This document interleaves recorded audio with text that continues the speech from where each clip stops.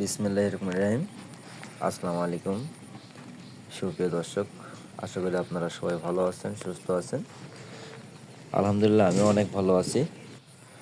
আজকে আপনাদের সাথে আমি আমার মোটামুটি স্বপ্নের একটি প্রজেক্ট এর সাথে পরিচিত করে দেব।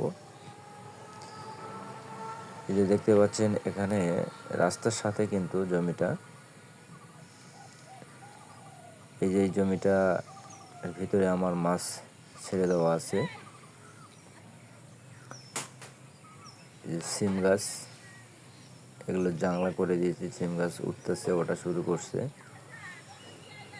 প্রথমে যে দেখলেন সেগুলাও সিম গাছ আছে, এগুলো আমার পেঁপে গাছ। এখানে 300-350 পেঁপে গাছ গাড়া আছে।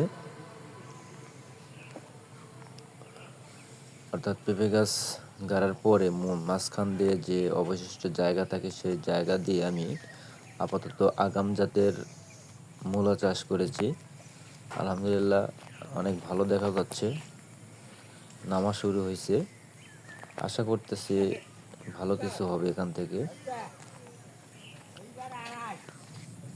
এই যে এই পাশ দিয়ে আমার এই যে ছোট জাংলাতে আপনার মাচাতে কুমড় গাছ দেওয়া আছে, মাঝখান দিয়ে ভেন্ডি গাছ দেওয়া আছে, অর্থাৎ ঢেঁড়স গাছ।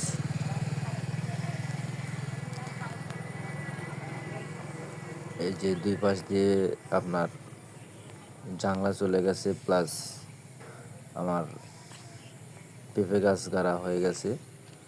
এই যে পানি দেখতেছেন এই পাশে, এই যে এই জমির মধ্যে এগুলো শসা গাছ আছে, মাঝখান দিকে জাতিলাউ গাছ আছে, আর এক পাশে আপনার বটবটি গাছ দেওয়া আছে। মোটামুটি আজকে 43 দিন বয়স আমার সবগুলো গাছের, মোটামুটি কম বেশি। কোনো কোনো গাছ হয়তো বা 2-4-5 দিন 10 দিন এমন যেমন হতে পারে। এই যে টোটালি এ পাশ দিয়ে উত্তর পাশ দিয়ে আপনার বটবটি গাছ দেওয়া আছে। এই যে জমিটা, এই যে দেখতে পাচ্ছেন,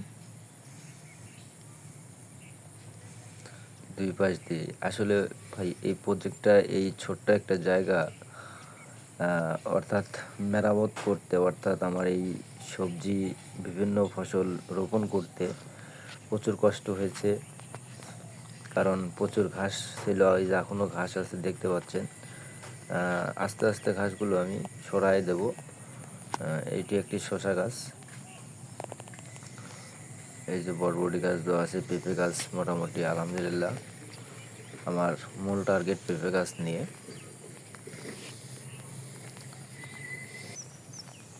এই যে করল্লা গাছ, এই যে এখান থেকে করল্লা গাছ উঠতেছে, এই যে পেঁপে,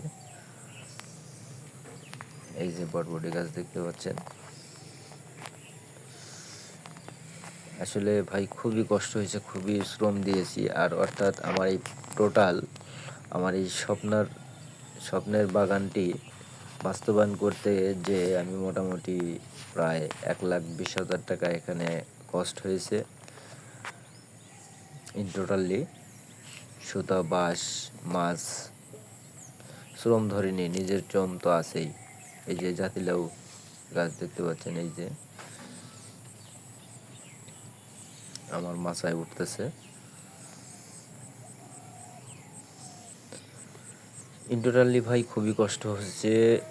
আল্লাহ তাআলা জানি না কি করবে, আমার এখান থেকে কতটুকু আমি সফলতা অর্জন করতে পারবো আমি জানি না। তবে আমি আশাবাদী এখান থেকে ভালো কিছু করব। এই যে এখান দিয়েও জাতিলাউ গাছ, এই যে দুই পাশ দিয়ে পেঁপে গাছ দেওয়া আছে।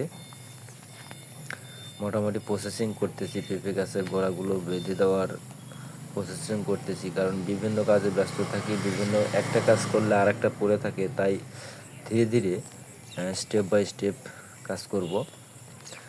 আর একটু সামনে এগিয়ে যাচ্ছি, আমার আর একটি লাউ গাছ আছে, এই যে ছোট এগুলো আছে, বড়ও আছে অনেকগুলো।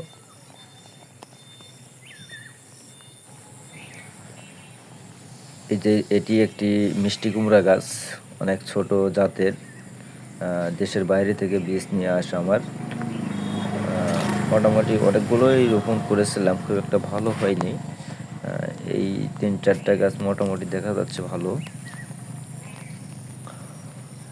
এই যে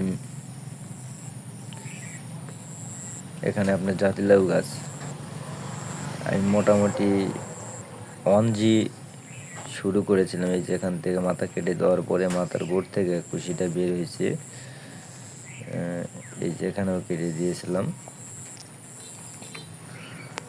তো যাই হোক, মোটামুটি আমার পুরো বাগানটাই আপনাদের সাথে আমি শেয়ার করলাম স্টেপ বাই স্টেপ।